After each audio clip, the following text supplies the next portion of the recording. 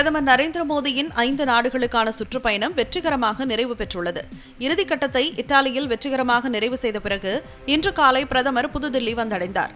இத்தாலியில் இரு நாடுகளும் தங்களது உறவுகளை ஒரு சிறப்பு உத்திசார் கூட்டணி என்ற நிலைக்கு உயர்த்துவதாக அறிவித்தன. இது இருதரப்பு உறவுகளில் ஒரு முக்கிய முன்னேற்றத்தை குறிக்கிறது.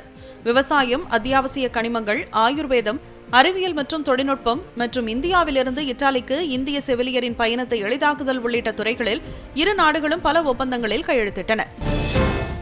இந்தியா மற்றும் இத்தாலியின் பண்டைய நாகரிகங்களுக்கு இடையேயான கலாச்சார பரிமாற்றங்களை ஊக்குவிக்கும் வகையில் வரும் 2027ஆம் ஆண்டு கலாச்சார மற்றும் சுற்றுலா ஆண்டாக கொண்டாடப்படும் என்று இத்தாலிய பிரதமர் ஜார்ஜியா மெலோனி அறிவித்துள்ளார்.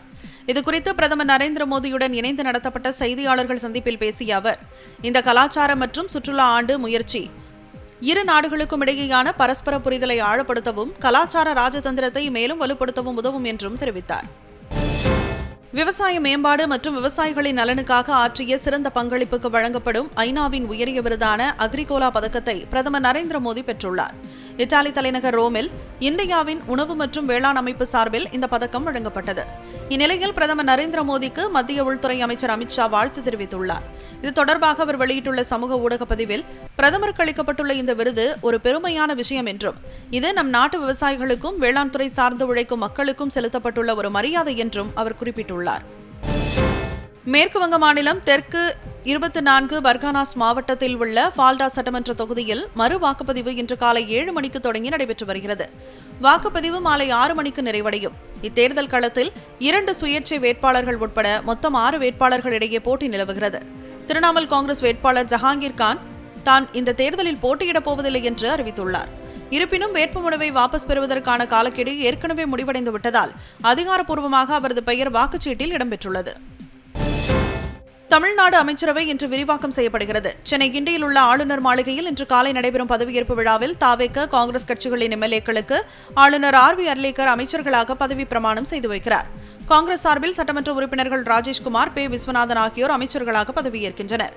ஆட்சியில் பங்கேற்குமாறு தாவேக அழைப்பு விடுத்துள்ள நிலையில் விடுதலை சிறுத்தைகள் கட்சி அது குறித்து ஆலோசனை நடத்தி வருகிறது. தாவேக அமைச்சரவையில் இந்தியன் முஸ்லீம் லீக் கட்சி பங்கெடுப்பது குறித்து அக்கட்சியின் தேசிய தலைவர் காதர் மொய்தீன் தலைமையில் இன்று ஆலோசனைக் கூட்டம் நடைபெறுகிறது.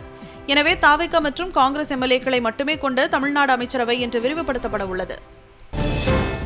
வரும் நீட் மறுதேர்வை பாதுகாப்பாகவும் நேர்மையாகவும் நடத்துவதை உறுதி செய்ய தீவிர கண்காணிப்பு மற்றும் முழுமையான பாதுகாப்பு ஏற்பாடுகளின் அவசியத்தை மத்திய கல்வித்துறை அமைச்சர் தர்மேந்திர பிரதான் வலியுறுத்தியுள்ளார். தில்லியில் நேற்று பாதுகாப்பு மற்றும் உளவுத்துறை அமைப்புகளுடன் நடைபெற்ற உயர்மட்ட ஆய்வுக் கூட்டத்திற்கு தலைமை தாங்கிய போது உறுதிப்படுத்தப்படாத இணைய குழுக்கள் மூலம் போட்டித் தேர்வுகள் தொடர்பான தவறான தகவல்கள் அதிகரித்து வருவதாக கவலைகள் எழுப்பப்பட்டன. இப்பிரச்சினையை கருத்தில் கொண்டு பேசிய அமைச்சர், போலி தகவல்களை பரப்பும் சேனல்கள் முன்கூட்டியே கண்டறிந்து முடக்கி அகற்றுவது உள்ளிட்ட அத்தகைய நெட்வொர்க்குகள் மீது நடவடிக்கை எடுக்க உத்தரவிட்டார். இந்தியாவிற்கு 4 நாள் பயணமாக சைப்ரஸ் அதிபர் நிக்கோஸ் கிறிஸ்டோடுலைட்ஸ் நேற்று மாலை மும்பை வந்தடைந்தார். ஒரு உயர்மட்ட குழுவுடன் இணைந்து மும்பை விமான நிலையம் வந்தடைந்த அவருக்கு மகாராஷ்டிரா ஆளுநர் ஜிஷ்ணுதேவ் வர்மா மற்றும் முதலமைச்சர் தேவேந்திர பட்னாவிஸ் ஆகியோர் சிறப்பான வரவேற்பு அளித்தனர். அதிபர் கிறிஸ்டோடுலைட்ஸின் இந்த பயணம் இந்தியா சைப்ரஸ் கூட்டாண்மையின் வளர்ந்து வரும் வேகத்தை எடுத்துக்காட்டுவதாக வெளியுறவுத்துறை அமைச்சகத்தின் செய்தி தொடர்பாளர் ரந்தீர் ஜெய்ஸ்வால் பதிவிட்டுள்ளார். திமுக கூட்டணி கட்சிகளின் அழுத்தம் காரணமாகவே முதலமைச்சர் விஜய் PM ஸ்ரீ திட்டத்தை எதிர்ப்பதாகவும் திட்டத்தை அரசியலாக அணுகக்கூடாது என்றும் பாஜக மூத்த தலைவர் தமிழிசை சவுந்தரராஜன் வலியுறுத்தியுள்ளார். இது தொடர்பாக கோவை விமான நிலையத்தில் செய்தியாளர்களை சந்தித்த அவர், சனாதனம் குறித்து சிலர் கூறும் கருத்துகளுக்கு முதலமைச்சர் கண்டனம் தெரிவிக்க வேண்டும் என்றும் கிட்னி திருட்டு குறித்த குற்றச்சாட்டில் விசாரணை விரைவுபடுத்த வேண்டும் என்றும் தெரிவித்தார்.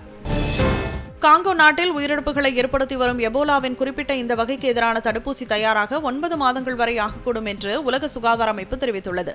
இதுகுறித்து ஜெனீவாவில் செய்தியாளர்களிடம் பேசிய உலக சுகாதார அமைப்பின் மருத்துவ ஆலோசகர் வாசிமூர்த்தி, பந்திபுகியோ வகைக்கு எதிரான 2 சாத்தியமான தடுப்பூசிகள் தற்போது உருவாக்கப்பட்டு வருவதாகவும், ஆனால் இவ்விரண்டும் இதுவரை மருத்துவ பரிசோதனைகளுக்கு உட்படுத்தப்படவில்லை என்றும் தெரிவித்தார்.